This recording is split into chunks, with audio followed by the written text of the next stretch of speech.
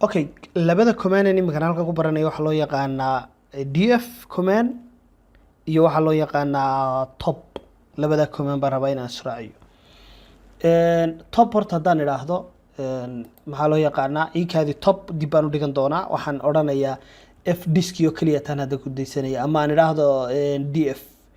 df isna wuxuu sheegaa hard diskigayga waxyaabaha ka bannaan wuxuu la mid yahay sidii freega oo kale markii dhaweyd aan lahaayoo kale uu la mid yahay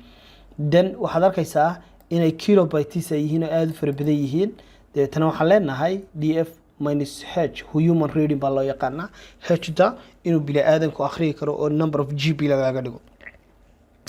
marka halkan waxaan haysanaa diski kasta spacekiisa diskigaasi waa temporary isaga waxyaaba yar faylisa ku jira 1% baa laga isticmaalay diskigana 50% sorry waxa weeyaan 29 gb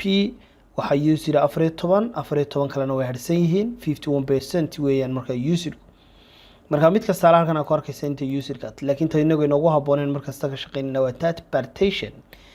ama partition ka loo yaqaano ka ugu diskiga kuwa u GB-ga badan weeyaan kan inagu isticmaalina kuwa kalena systemka ayaa isticmaalaya marka folder imka hadaan soo download gareeyo xagana ka go'i doonaan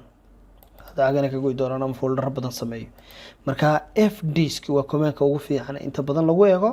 waxyaabaha kuugu xidhiidhsan oo dhan haddaan flash kaliyo flash igu jiri lahayd flashta lafteedana halkan waan ka arki lahaa marka f disk waa very important